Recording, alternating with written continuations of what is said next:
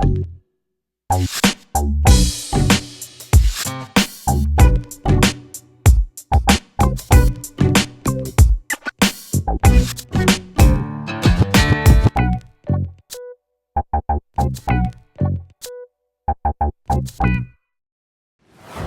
everyone, Jason here with the DancePlug exclusive. We're here on location at the rehearsals for the 2012 Chris Brown tour Carpe Diem. And on the couch with us is Powerhouse creative director Flii Stylz. Thanks for chilling with us.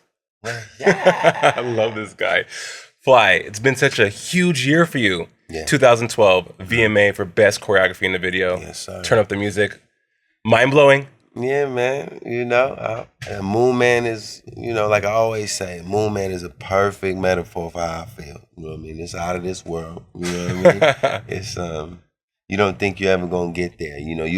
The fight to get there is realer than actually even receiving it. It's like, okay, I really did do that. Right. It's like, wow. It's like graduating high school, right? You work your butt off and you get the diploma, you're like, oh. Exactly, because my dream was to rock with Michael Jackson. So Right. I did that. A Moon Man wasn't my dream. You know what I mean? But a Moon Man was nothing that I thought I would ever earn. Yeah. I didn't think I'd ever have one.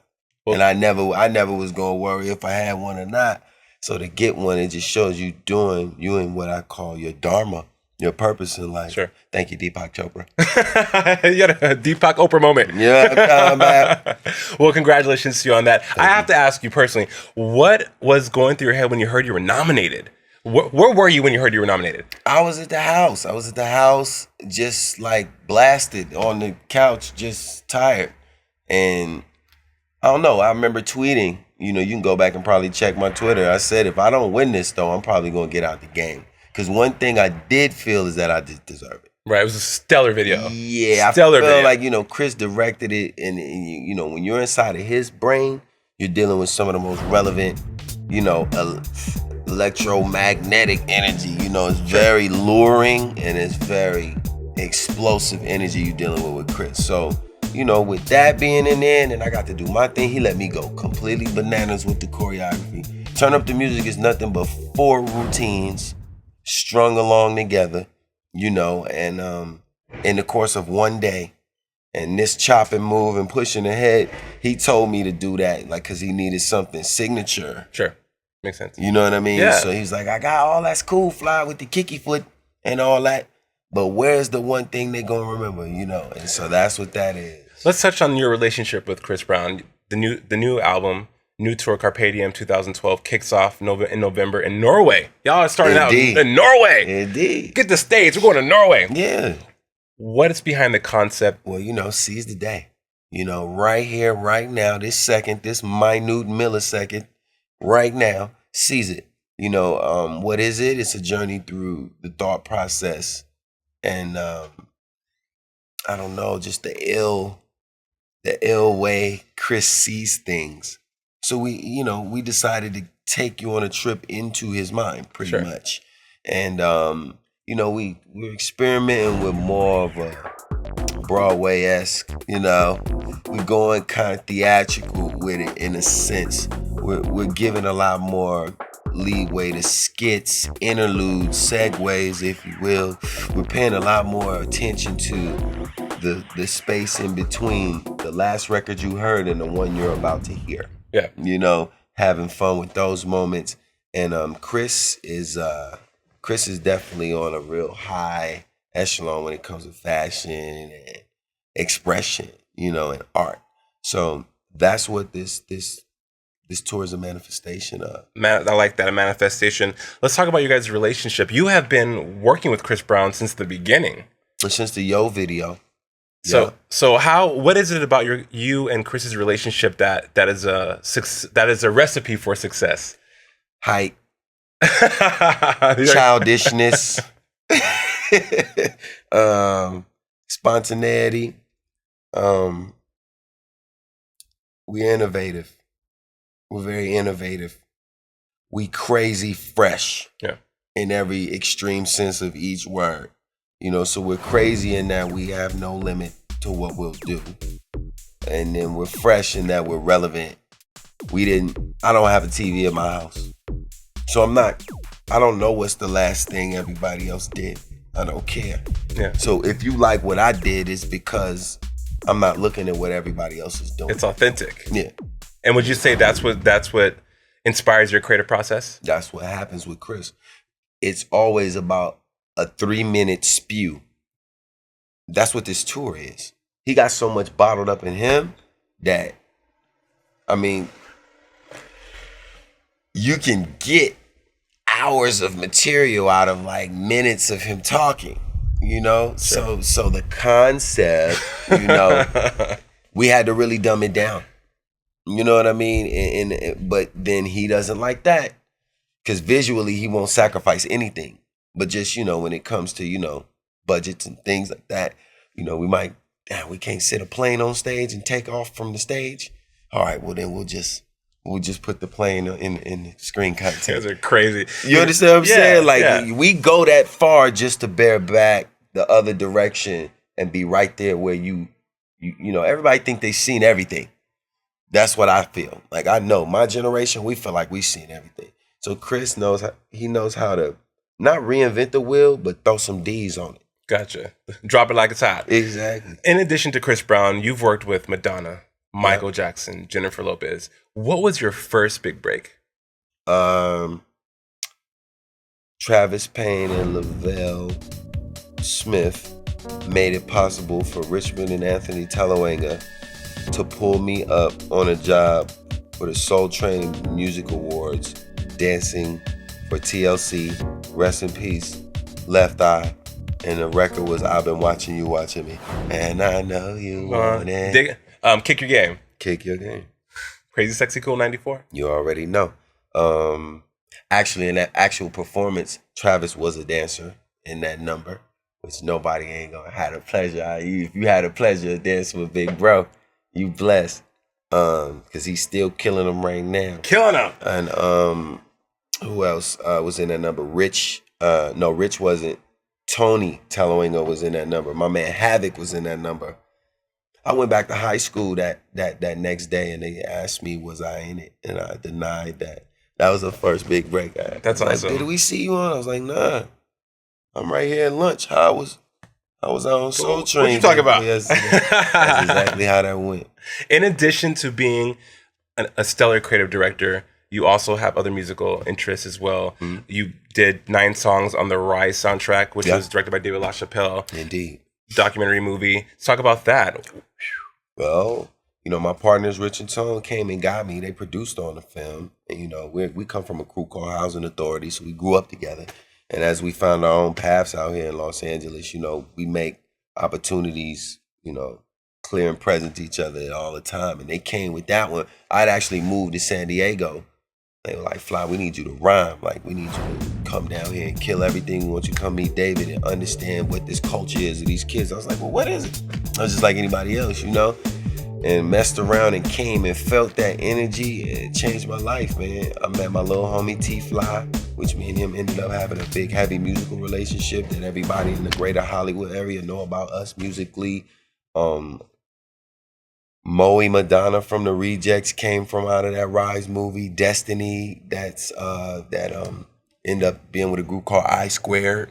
They got a deal on Interscope, I believe, don't quote me. That's my girl. Number of kids blew up out of there, man. Me, I became like the voice.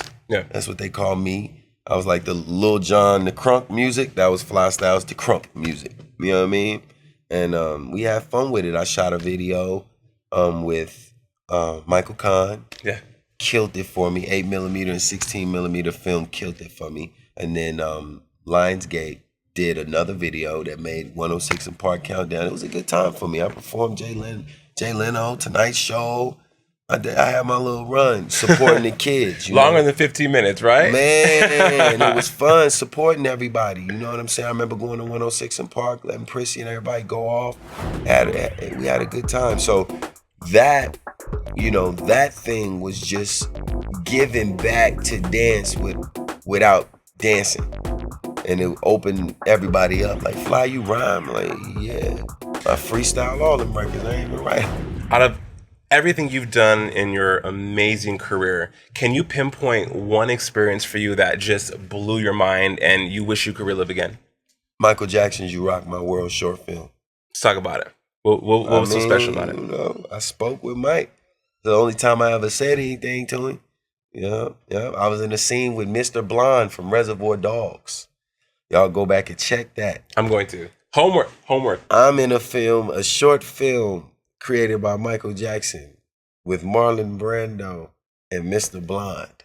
It gets no iller to me. And I had the pleasure to ask Michael, tell Michael I had a ball working and I was having a good time at that moment.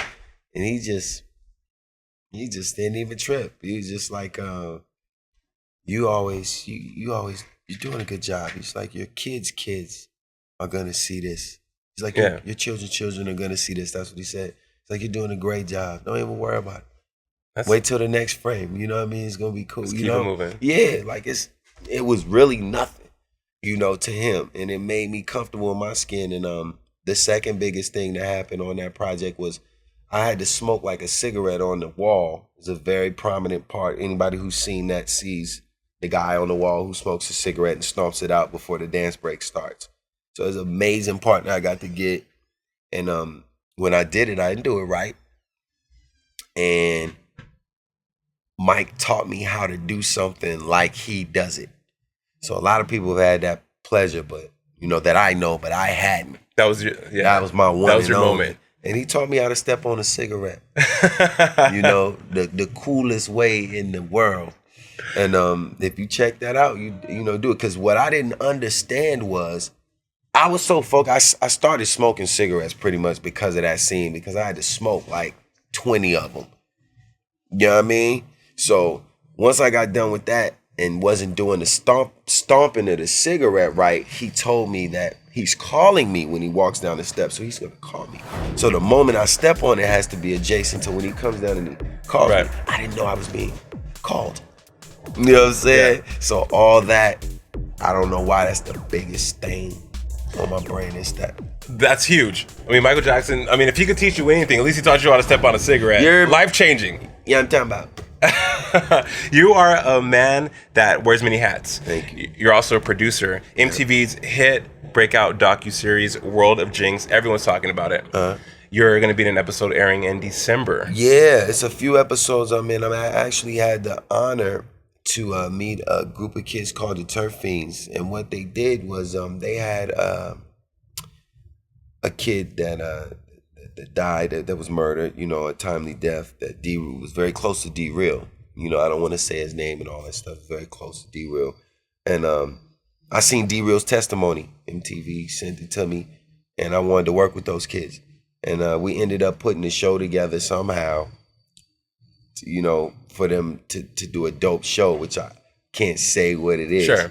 You know what I mean? But we ended up putting a great situation together for them, and I got to support them. And I just kind of want to tell you the end all be all, but it turned out great. Awesome. And those kids, they got over 3 million hits. You can go on to YouTube and type in Turfin' in the Rain, Turfin', Turfin' in the Rain. And you'll see him and his boys dancing on the corner, mourning the pretty much the death of, his friend. And it's amazing. The soul he exudes and the pain and the struggle, just the authenticity of everything. Fly, with everything you've done, again, you've worked with so many amazing artists, legendary artists. Do you think, what would be the next step for you? What job could top all of that? What would you like to do next? How would you like to evolve as a creative director, as a creative person? A label. That's what I really, go out of artist development and go into making stars. And that's all I've ever really done, is been instrumental in making stars. Whether they a star and you don't know it, or they're a star and they need to stay a star in the eyes of the public. Sure. So, Made Star is a label that, we have 3 artists. I have Chloe Riley, got her a deal with Slip and Slide. Big up to my partners, Ted, Julie, and the rest of the team out there.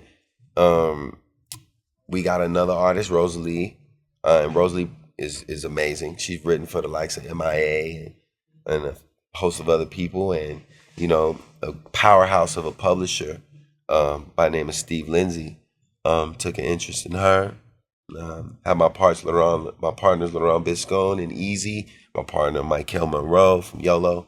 So I have artists, and that's my joy, to share everything that I share with Chris, you know, in an artist that I find myself, and that's not brought to me. Right. That's beautiful. And then at the end of the day, grab a microphone and have fun with the rest of my artists and rhyme. I'm an ill MC, and it's just cool that I didn't have to struggle to be an MC. I got my notoriety doing something that I do in the pastime besides writing and all that. So it's nothing. So when I get to my love, writing films, I just registered my first film. It's called The Rig. You know, I'm a writer, really. Yeah. So that's what people, you're like, wow, I'm not really a dancer first, but I flipped it. Right. You know what I mean? You took what you was. I'm was a given. natural, right? So I did it, but I'm a writer, an artist, an MC, a singer, an actor. Action again. First, you wear many different hats. Yeah, I just did a movie called Street Dance Part 2, 3D. Cool. It's out of the UK, and I got my first big acting role with the lines and the dance crew, leader, bad guy, all that. I had to get my Darren Henson out. Big up the Darren, stomp the yard and all that.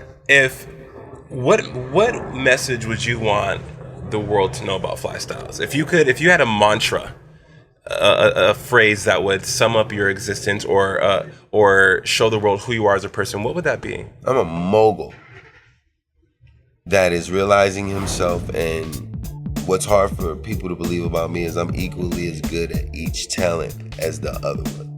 Yeah. I'm no better a writer than I am a dancer, than I am an actor. I'm at an 8 to a 10 on all scales all the way across. So it took me I'm a late bloomer because I had too much talent. Young. Right. I didn't know what the hell I wanted to do. So now that I focused on one, I'm coming good. To fruition. Yeah, now I'm going to blow out of proportion. Flii, such a pleasure to talk to you, man. I'm blown away right now. I want to talk to you for 15 minutes. You already know. You know, it's real. And we here. Like, we right here every day working. You know, nobody's arrogant around here. The egos, we leave the egos for the eagles. Let them fly away. Fly away. And we just have fun. Everybody around here. My man Steve over there holding it down. My partner in crime. Y'all need to holler at Steve. That's the man. That's if I'm the mandula, he the oblongata. Is that 2 pieces of bread? Yes, it is. Okay. Flii, we cannot wait for the Chris Breezy tour to roll into the States. We're definitely going to be there with hats on. Flii. Better be. We stacked up, deck for deck. Y'all gonna love this set. Gotcha. Flii, pleasure talking to you, man. Good luck to you. All the best. Yeah, we gonna kill him. Keep being inspired. Keep killing them. And thanks for hanging out with DancePlug. Oh boy. Deuces, guys.